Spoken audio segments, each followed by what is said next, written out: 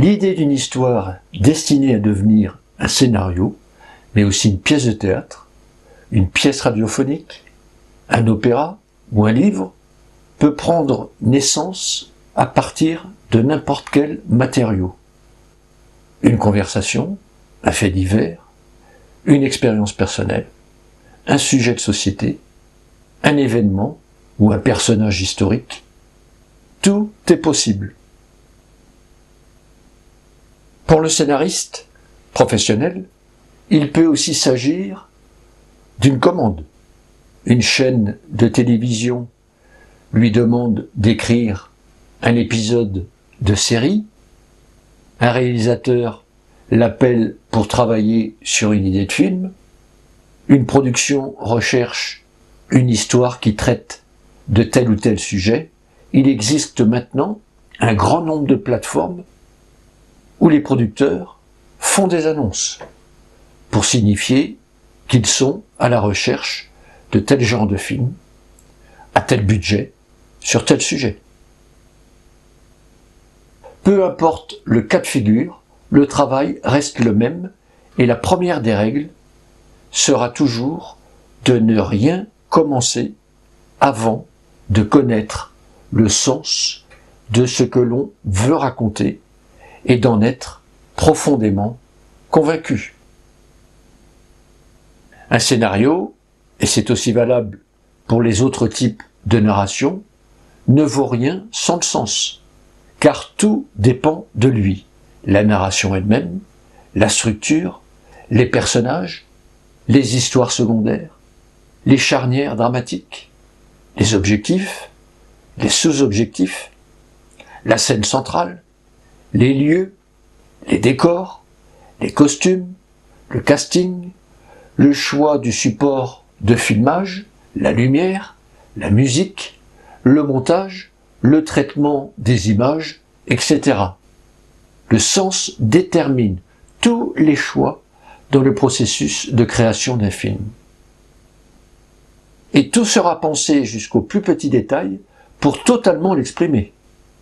C'est ce qui nourrit une grande loi dramaturgique et que l'on appelle l'unité d'action, un principe important, très important, et que l'on verra plus tard, et qui dit que tout dans un scénario doit nourrir le sens de l'histoire.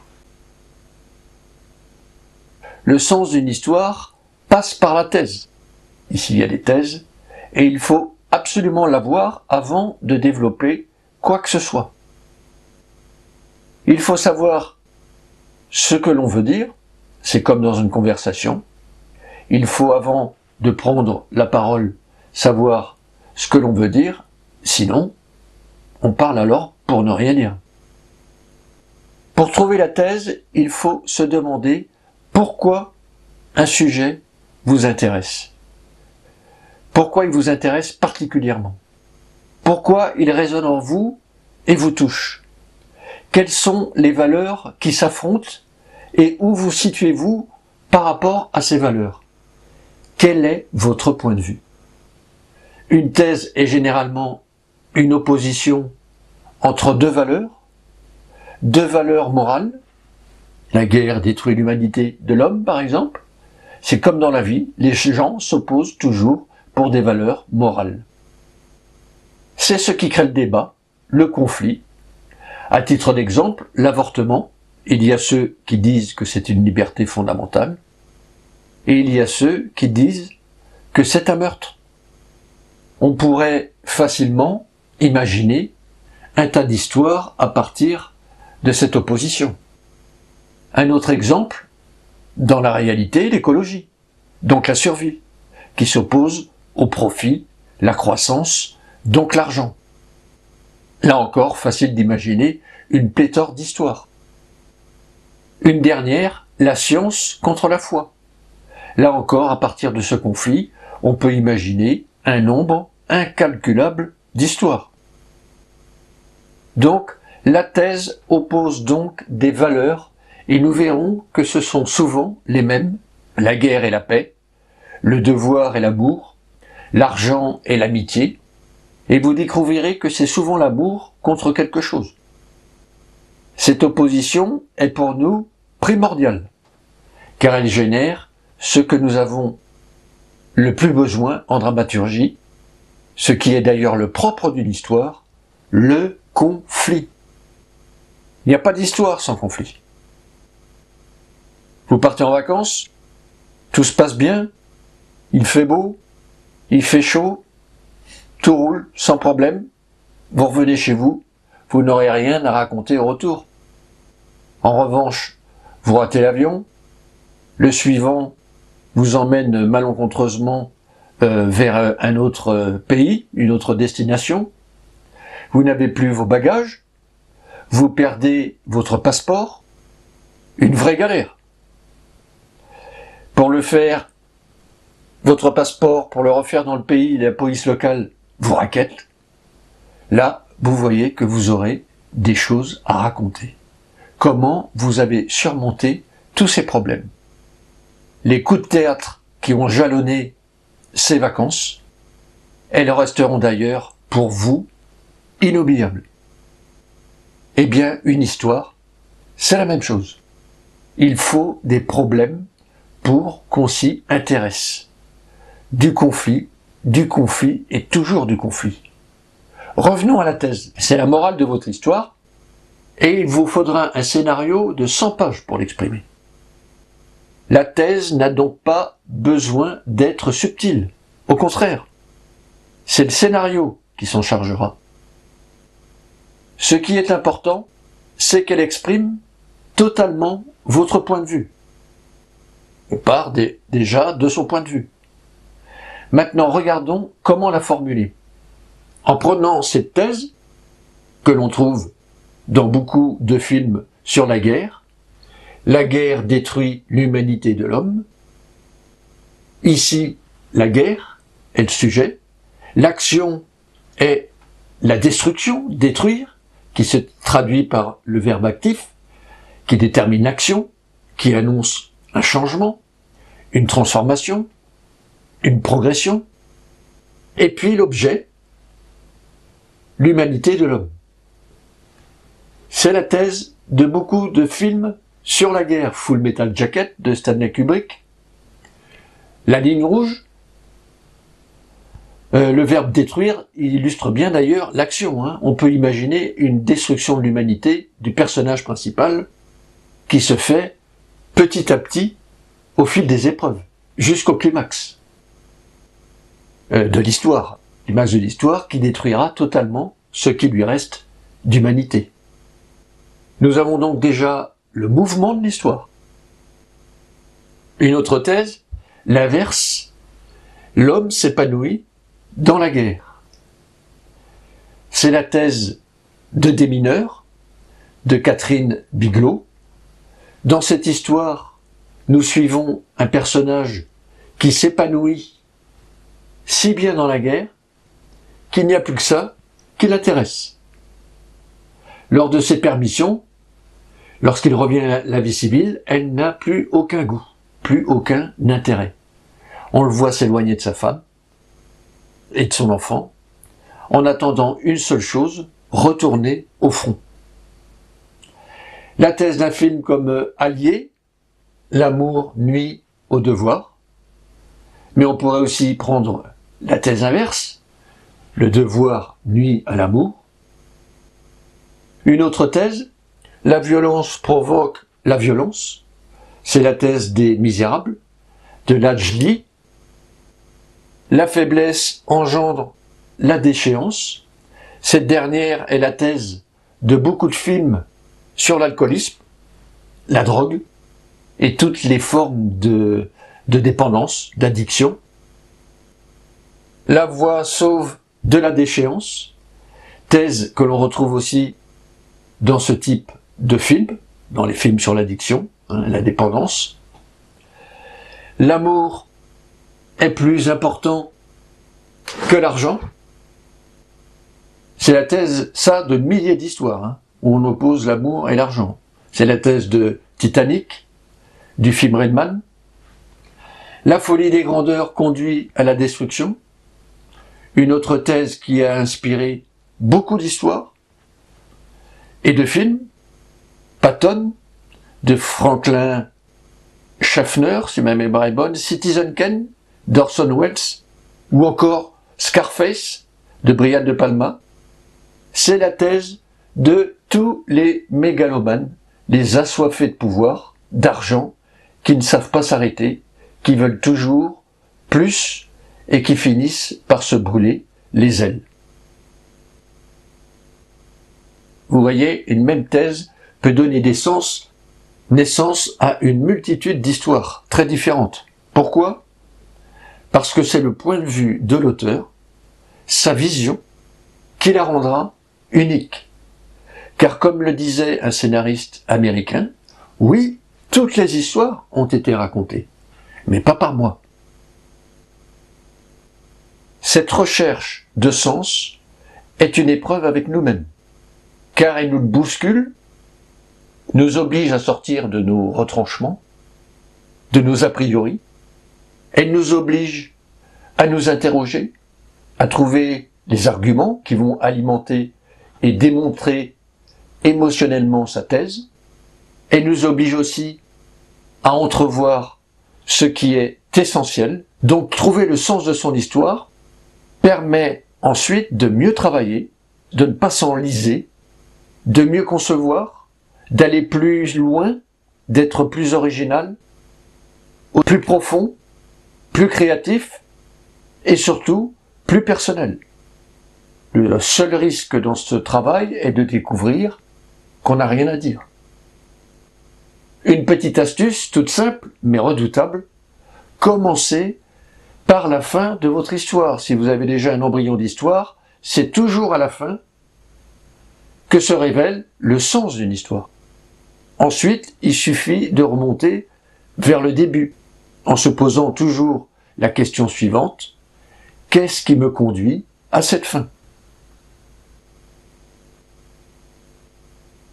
Mais attention, le rôle d'une histoire, ce n'est pas de faire de la propagande.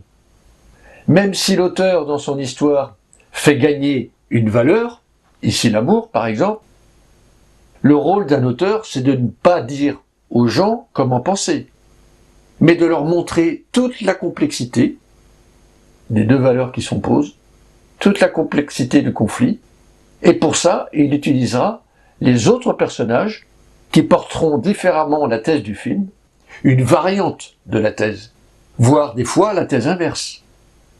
Dans le film Rayman, par exemple, où l'on a la thèse « l'amour est plus important que l'argent », c'est le message qui reste à la fin du récit, mais durant toute une partie du film, le personnage principal, joué par Tom Cruise, porte la thèse inverse. Pendant toute une partie du film, l'argent est plus important que l'amour. Et ça définit tout son comportement. Et ça nous dévoile même son problème interne, un problème lié à l'amour. Ça nous dévoile son changement, sa transformation au fil des épreuves, qui sera de découvrir que l'amour est plus important que l'argent. En revanche, sa petite amie, dans cette histoire, porte déjà la thèse. Son père, même s'il est mort, il porte la thèse inverse, lui. L'argent est plus important que l'amour. Donc, en fin de compte, une histoire, ce serait d'opposer les points de vue des personnages à travers un débat moral. Pour notre exercice d'écriture, de scénario, où nous devons élaborer une histoire, je vous le rappelle, sur le thème de la vengeance, moi j'ai une thèse qui me vient à l'esprit, que j'ai notée ici: renoncer à la vengeance est la plus grande vengeance. C'est une thèse qui me parle, qui m'inspire tout de suite un embryon d'histoire.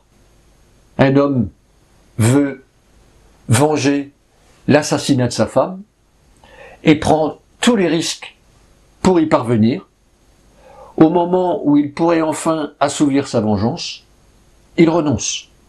Et ça m'amène tout de suite une histoire.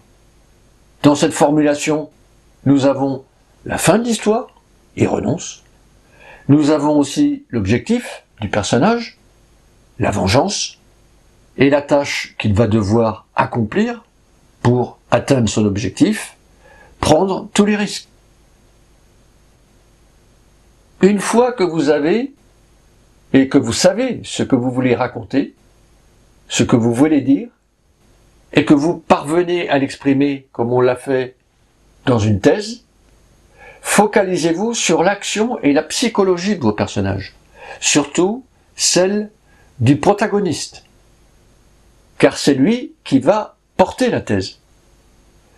Pour ce faire, il faut que l'on définisse sa proposition externe, c'est comme ça qu'on l'appelle, une proposition dramatique, et interne, c'est la proposition qui répond à la question pourquoi. Et pourquoi d'ailleurs faire ça? Parce que le cinéma est psychologiquement comportementaliste.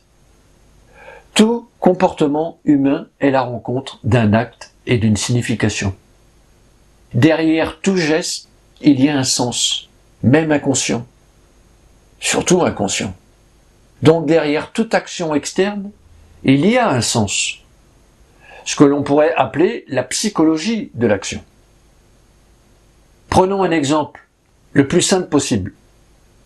Un personnage sort fumer, et c'est concret, c'est l'action, c'est physique, c'est visuel. Pourquoi ce personnage sort fumer? C'est le sens de l'action, la psychologie de l'action. Et vous allez voir que, quand elles sont différentes, l'histoire ne sera pas la même. Parce qu'il est en manque, parce qu'il est en rendez-vous avec le soleil, parce que c'est le seul moment où il peut voir les jambes de la secrétaire,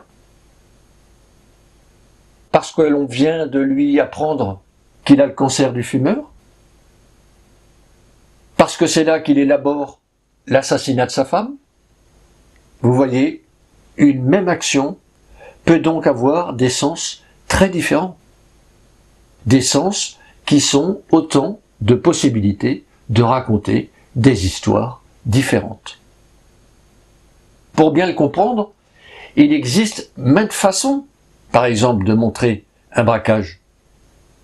Mais comment vous saurez que vous avez choisi la meilleure façon si le sens, la psychologie, comme on vient de le voir, de cette action, vous échappe? Il ne faut donc pas commencer par comment un homme fait un braquage, même si c'est ce que vous voulez raconter, mais par pourquoi. Car ce pourquoi vous permettra d'élaborer avec beaucoup plus d'efficacité, de force et de créativité, d'originalité, le comment, donc le braquage. Donc après avoir identifié sa thèse, on peut dès lors répondre à ces deux questions, le quoi et le pourquoi. Donc le quoi, c'est la proposition dramatique, elle exprime l'action du film, sa dramaturgie, on l'appellera donc la proposition externe. Elle est portée par le personnage principal et définit concrètement son parcours. Elle se compose, elle aussi, de trois éléments qui doivent suggérer le personnage, le conflit et la fin de l'histoire. Par rapport à notre thèse, celui qui prenait tous les risques va finir par renoncer. Et c'est la proposition externe, l'action concrète de l'histoire.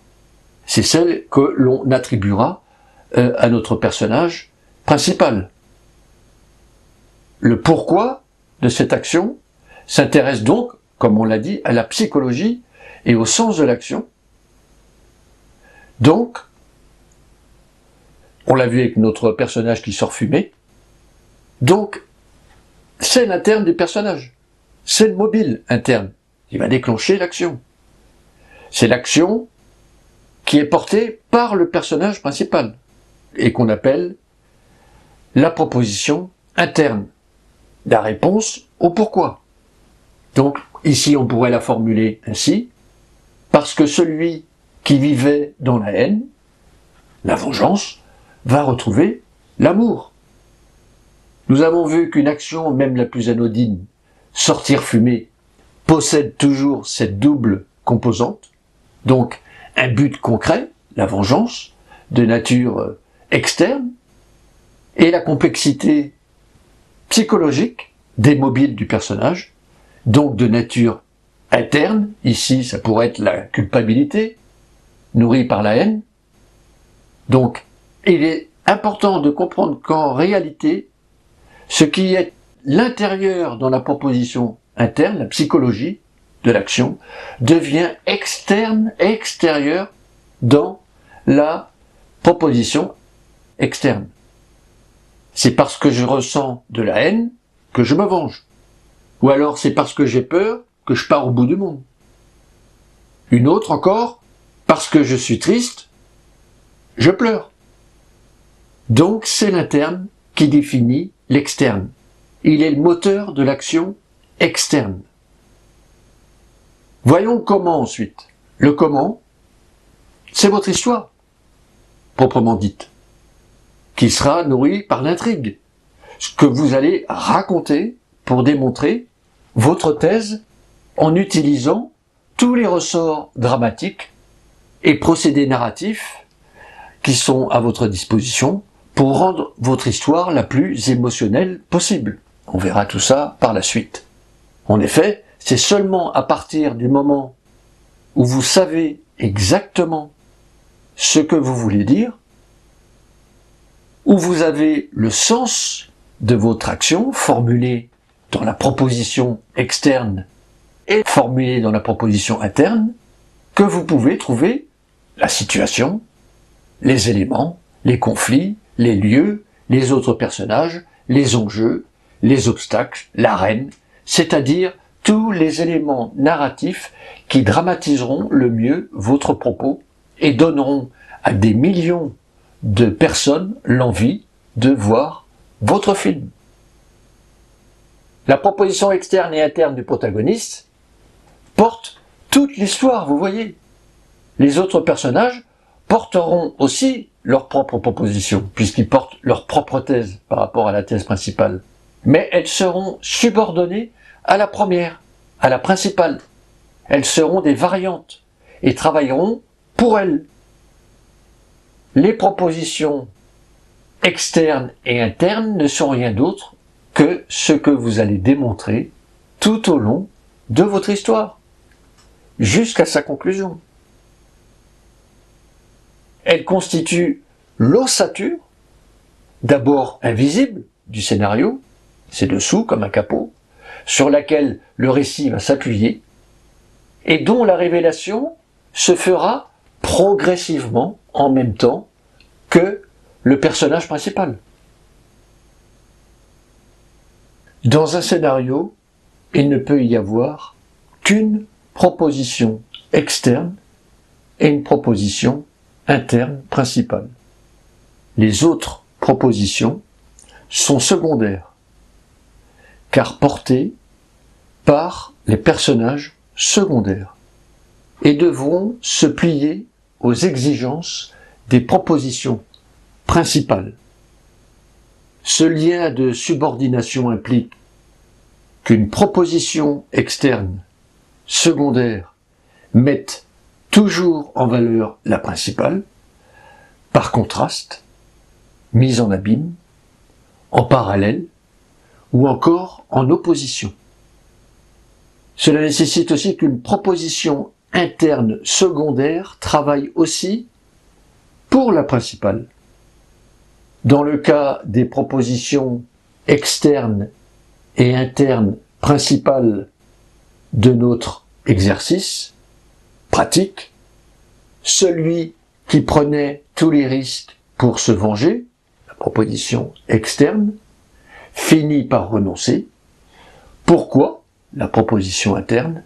Parce que celui qui vivait dans la haine va revivre l'amour. Les propositions externes et internes secondaires qui concernent l'antagoniste, par exemple, pourraient être tout l'inverse. Celui qui avait renoncé à se venger va finir par le faire. Pourquoi? Parce que celui qui avait pardonné va retrouver la haine. Ce serait tout le parcours du personnage. Dans le film, par exemple, Il était une fois dans l'Ouest, réalisé par Sergio Leone, un film qui traite aussi du thème de la vengeance, le protagoniste est animé par une haine profonde et tue un par un tous ceux qui l'ont forcé jadis à porter sur ses épaules son frère dont le cou était enserré par une corde attachée à une arche en pierre. Il finit par s'écrouler, le laissant pendu au bout de la corde. L'harmonica est un implant qui sera exploité durant tout le film jusqu'à sa révélation. Il l'avait dans la bouche durant ce drame, durant le moment où il portait son frère. Là aussi, le personnage doit assouvir sa vengeance, qui est l'objectif externe, concret, pour sortir de quoi? De sa culpabilité et retrouver son estime de soi, l'objectif interne. Attention, qui dit personnage secondaire ne dit pas forcément histoire secondaire. Si c'est le cas, l'intrigue secondaire se développe parallèlement à la principale, mais séparément. C'est une histoire dans l'histoire. Elle propose aussi une variante de la thèse, qui est souvent le contraire de la principale. On fait appel à elle pour enrichir le propos du film, en proposant un autre point de vue, ou pour rendre le personnage plus humain. Elle révèle ses faiblesses ou ses qualités dans généralement des histoires d'amour ou d'amitié. On l'a dans Rain Man avec sa copine. Si cette histoire n'apporte pas ce type d'effet, elle ne sert à rien et n'a pas lieu d'être.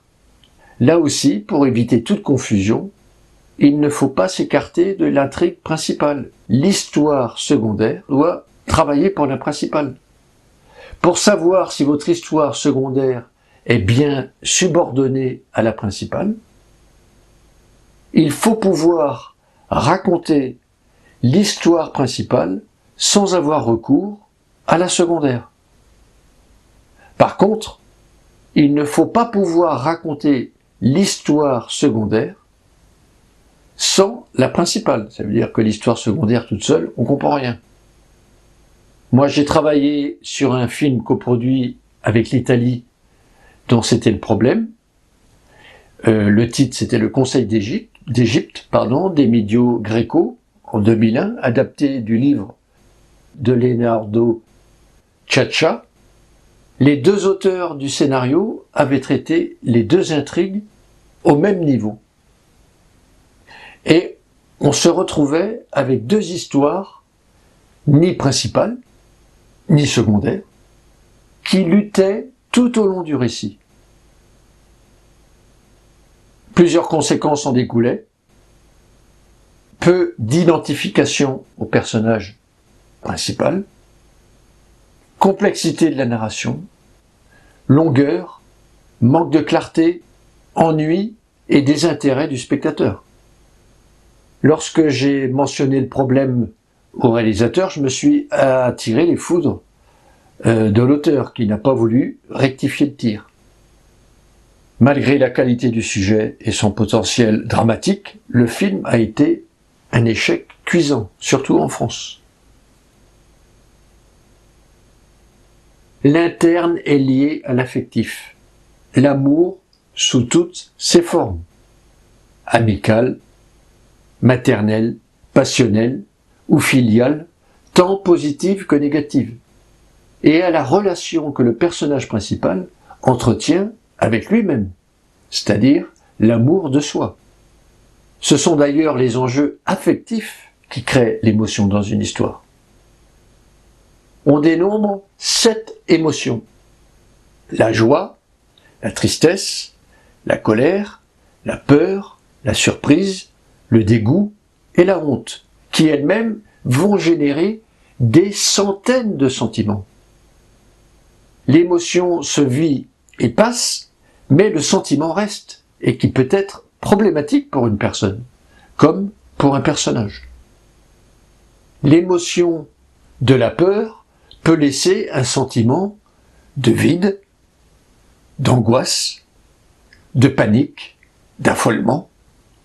L'émotion de la tristesse peut laisser un sentiment de vague à l'âme, d'humeur noire, de déception, de peine, d'accablement, de chagrin.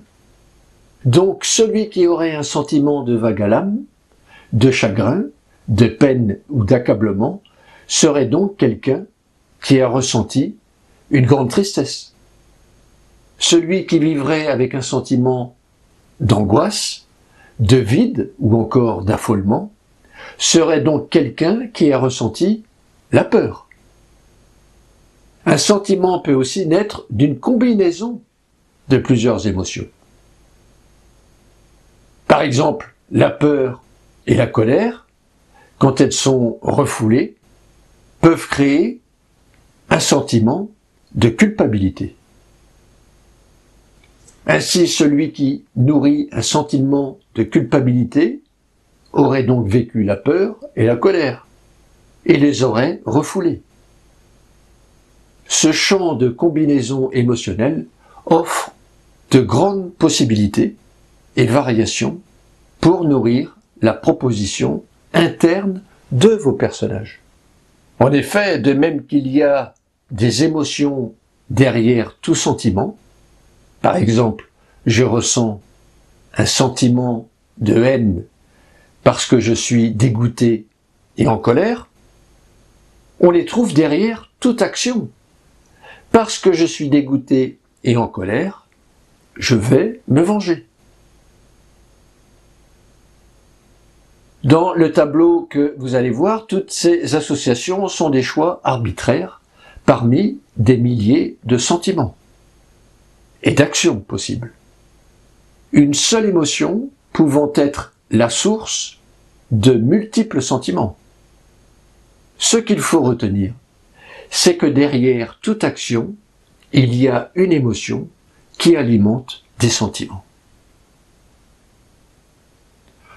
Je tue ma femme qui veut me quitter car je suis profondément blessé et ressens une grande colère. Je tue ma femme qui veut me quitter car je me sens trahi et submergé par un immense dégoût. Je tue ma femme qui veut me quitter car je suis affecté et ressens une grande tristesse. On insufflera également dans ces propositions le maximum de conflits. Je vous le rappelle, l'ingrédient principal de toute forme dramatique. C'est le conflit intérieur qui, projeté à l'extérieur, crée l'action. Cette mécanique est à l'origine de pratiquement tous nos actes dans la vie quotidienne. C'est la même chose, pour des personnages.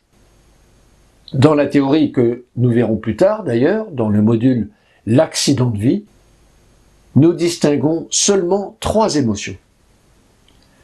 De base, la souffrance, qui contiendrait les émotions négatives évoquées plus haut, la tristesse, la colère, la peur, le dégoût et la honte.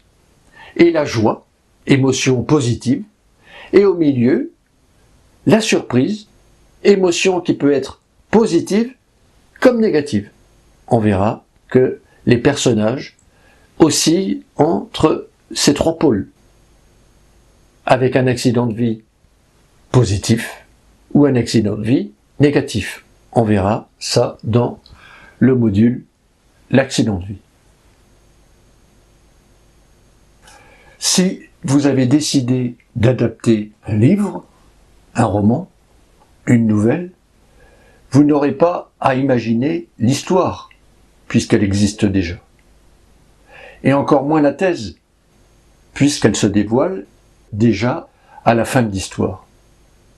En revanche, la grande difficulté sera le passage du livre au scénario, pour donner ensuite un film. Car vous devrez changer la narration. Vous devrez passer de la narration littéraire à la narration scénaristique, donc celle d'un film. Même si elles ont beaucoup de points communs, du point de vue dramaturgique, elles ont des exigences propres qui sont liées à leur support. L'histoire sera la même, mais la façon de la narrer sera différente. Tout simplement parce qu'un livre est écrit et qu'un scénario est vu et entendu. Il va devenir des images et du son. Un livre raconte de l'intérieur, suggère les images, les dialogues des personnages sont lus, comme les sons, alors que dans un film, on raconte de l'extérieur, à la troisième personne. Et on doit raconter de façon visuelle et sonore. De plus, un film, c'est généralement une action, une seule intrigue. Il vous faudra peut-être ajouter ou réduire des personnages, simplifier l'intrigue pour plus d'efficacité. Il vous faudra peut-être changer aussi la structure, changer de point de vue, réduire la quantité de dialogues, les rendre plus courts, plus impactants et surtout plus réalistes. Un travail qui est directement lié à la narration du film.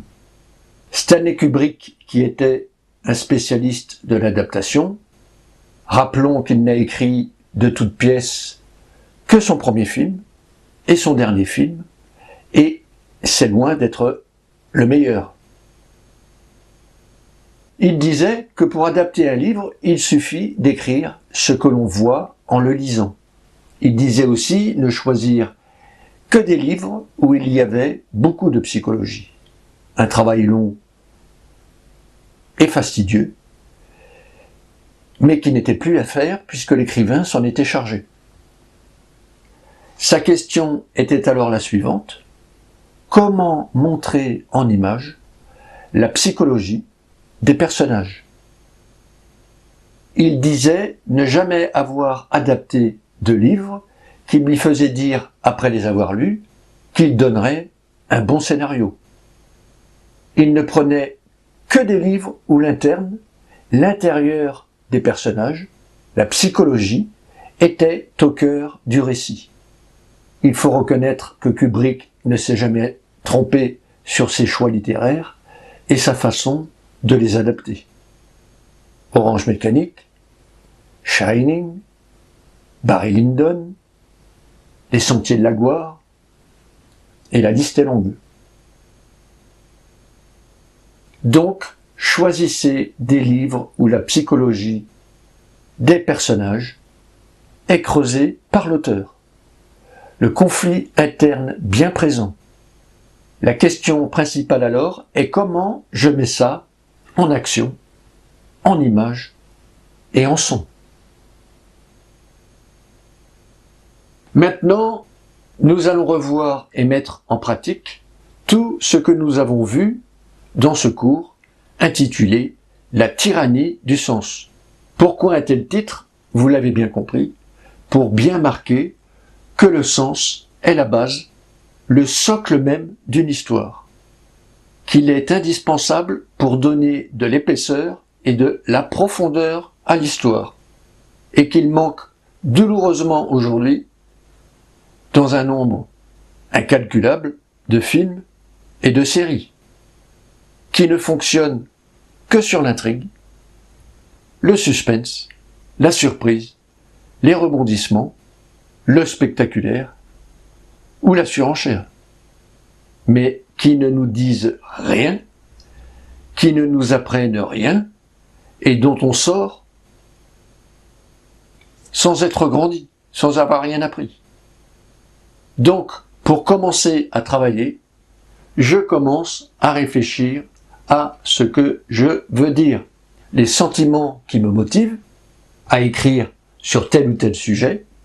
Je regarde ce qui a été fait en la matière, les films ou livres sur le même sujet, comment ça a été abordé et traité, le point de vue qui a été pris, quelle thèse, tout ça pour bien sûr ne pas faire la même chose.